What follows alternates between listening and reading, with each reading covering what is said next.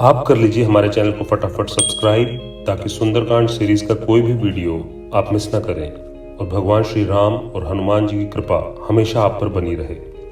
सुंदरकांड की सीरीज को कंटिन्यू करते हुए आज हम पाठ करेंगे चैप्टर 2 का। सुंदरकांड का दूसरा अध्याय हमें गौरवशाली लंका नगरी और हनुमान जी के लंका में प्रारंभिक अनुभव से परिचित कराता है। जिस द्वीप पर लंका स्थित है उसके चारों ओर का भूगोल यहाँ वर्णित है। अध्याय में लंका को देखने पर हनुमान जी की प्रारंभिक प्रतिक्रिया और राक्षसों और रावण पर किस प्रकार काबू पाकर श्री राम को माता सीता के साथ फिर से मिलाया जाए इसके बारे में बताया गया है। वीर हनुमान ने बड़े बल के साथ दुर्गम समुद्र को बिना थके पार कर लिया और वे त्रिकुटा पर्वत के शिखर पर स्थित लंका नगरी की शोभा देखने लगे। उस समय वहां खड़े बलशाली हनुमान जी पर वृक्षों द्वारा छोड़े गए पुष्प गिरने लगे और ऐसा प्रतीत होने लगा मानो उन पर पुष्पों की ही वर्षा हो रही है। श्रेष्ठ साहस वाले प्रतापी हनुमान 100 योजन पार करने पर भी आह नहीं भरते थे और ना ही थकते जान पड़ते थे। महाबलशाली हनुमान जी ने इस प्रकार विचार किया, मैं कई 100 योजन के समुद्र पार कर सकता हूँ, फिर इस 100 योजन लंबे समुद्र को पार करना क्या बड़ी बात है। बलवानों में श्रेष्ठ और उड़ने वालों में भी श्रेष्ठ वे हनुमान महान समुद्र को बहुत ही तीव्र गति से पार करके लंका नगरी में पहुंचे। वे हरे हरे सुगंधित मैदानों और बड़ी बड़ी चट्टानों और पहाड़ियों से युक्त वनों से होकर जा रहे थे। वानरों में श्रेष्ठ और दीप्तिमान हनुमान वृक्षों से आच्छादित पर्वतों और पुष्पों से भरे हुए वृक्षों की श्रृंखला पर चले जा रहे थे। पवन पुत्र हनुमान ने पर्वत पर खड़े होकर वनों, उपवनों और उद्यानों को देखा और उस पर्वत की चोटी पर स्थित होकर लंका नगर को देखने लगे। उस पर्वत पर खड़े होकर वानरों में श्रेष्ठ हनुमान ने चीड़ के वृक्ष, कर्णिकार खिले हुए खजूर, प्रियाला, नींबू के वृक्ष, जंगली चमेली के वृक्ष, मोगरा मीठी सुगंध से भरे लंबे पीपली के वृक्ष, कदम्ब और 7 पत्तों वाले केले के वृक्ष देखे। इस प्रकार कई तरह के वृक्षों को हनुमान जी ने देखा। पुष्पों और पुष्प की कलियों के भार से बंधे हुए कई और वृक्ष थे जो तरह तरह के पक्षियों से भरे हुए थे और हवा के झोंकों से वृक्षों की डालियां झूल रही थी। इन उपवनों में कुएं और विभिन्न शानदार बावड़ियां थी। कई प्रकार के क्रीड़ा स्थान थे, तरह तरह के जलाशय थे जो देखने पर ही आनंद दे रहे थे। हनुमान ने हंसों और विभिन्न बतखों की प्रजातियों से भरे तालाबों से घिरे खूबसूरत बगीचे भी देखे। रावण द्वारा शासित लंका नगरी के निकट पहुंचने पर यशस्वी हनुमान ने पाया कि लंका नगर स्वर्ग में देवताओं के नगर के समान दिख रहा था। लंका नगर कमलों और जल से भरी हुई खाइयों से सुशोभित था। जलाशयों में कमल खिले हुए थे। सीता जी के अपहरण के बाद लंका को रावण ने और भी अच्छी तरह से संरक्षित कर रखा था। राक्षस चारों ओर भयानक आवाजें कर घूम रहे थे। यह नगरी एक सुनहरी चारदीवारी से घिरी हुई थी। वह सुंदर महान लंका जिसमें पर्वतों के बराबर ऊंचाई वाले भवन थे और जो शरद ऋतु के बादलों की तरह दिखते थे, जिसमें श्वेत और ऊंची मुख्य गलियां थीं, जो ध्वज पताकाओं से सजी हुई थी, सैकड़ों अट्टालिकाओं की पंक्तियों से सुशोभित हो रही थी। नगर के बाहरी फाटक सोने के बने थे और उसकी दीवारें लताओं के चित्रों से सुशोभित थी। हनुमान ने उस फाटकों से सुशोभित लंका को उसी प्रकार देखा जैसे कोई देवता देवपुरी को निहार रहा हो। वानर श्रेष्ठ हनुमान ने पर्वत के शिखर पर स्थित लंका को इस प्रकार देखा मानो वो कोई आकाश में स्थित नगरी हो। हनुमान ने उस लंका नगरी को देखा जिस पर राक्षसों के राजा रावण का शासन था, जिसे विश्वकर्मा जो कि देवताओं के वास्तुकार हैं के द्वारा बनाया गया था और जो ऐसी लग रही थी जैसे वह आकाश में तैर रही हो। फिर वे उस लंका नगर को इस प्रकार देखने लगे मानो लंका किसी स्त्री का रूप हो। चार दीवारी और वेदी उसकी जंघा जैसी दिखती थी। समुद्र और वन उसके वस्त्र थे। शतघनी और शूल जैसे अस्त्र उस नगर के केश जैसे जान पड़ते थे और बड़ी बड़ी अट्टालिकाएं उसके झुमके जैसी दिखती थी। फिर हनुमान नगर के उत्तर द्वार पर पहुंचे और विचार करने लगे। वह द्वार कैलाश पर्वत के शिखर के समान ऊंचा था और आकाश को छूता हुआ सा प्रतीत होता था। लंका नगरी भोगवती नगर जो कि पाताल की राजधानी है के समान लग रही थी, जिसकी रक्षा कई तरह के भयानक राक्षसों और सर्पों द्वारा की जाती थी जो किसी समय में कुबेर द्वारा शासित थी। यह साहसी राक्षसों और भयानक नागों द्वारा संरक्षित नगर था। हाथों में शूल और भाले लिए बड़े बड़े दांतों वाले राक्षस उसकी रक्षा कर रहे थे।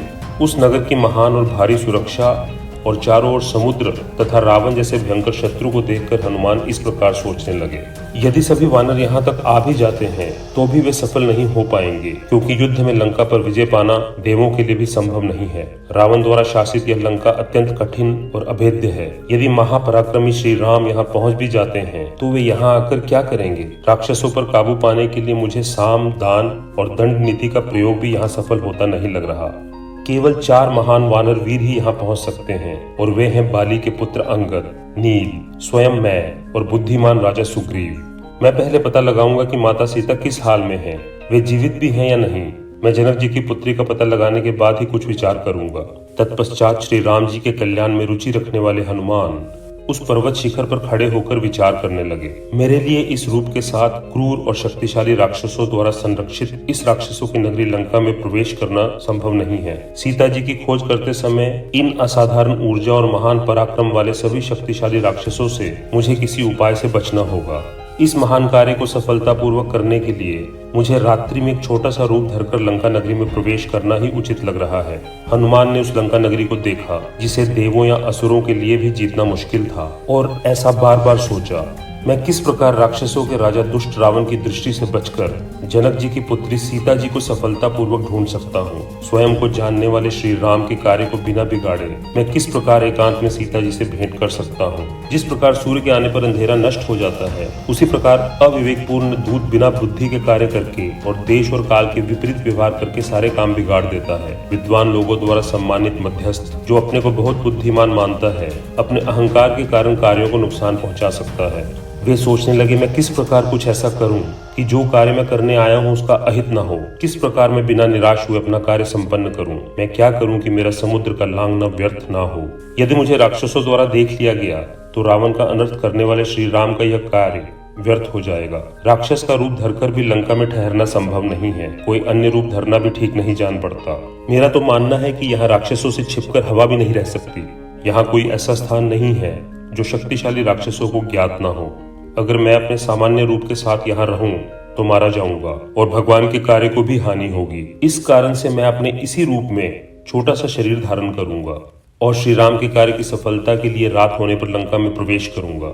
रात में दुर्गम लंका नगर में प्रवेश कर रावण की लंका के सभी भवनों में सीता जी की खोज करूंगा। साहसी हनुमान ने इस प्रकार सोचा और माता सीता के दर्शन की रुचि रखते हुए सूर्यास्त होने की प्रतीक्षा करने लगे। सूर्यास्त होने के पश्चात हनुमान ने रात में अपने शरीर को छोटा बना लिया और वे बिल्ली के आकार के बराबर हो गए और देखने में अद्भुत से लगने लगे।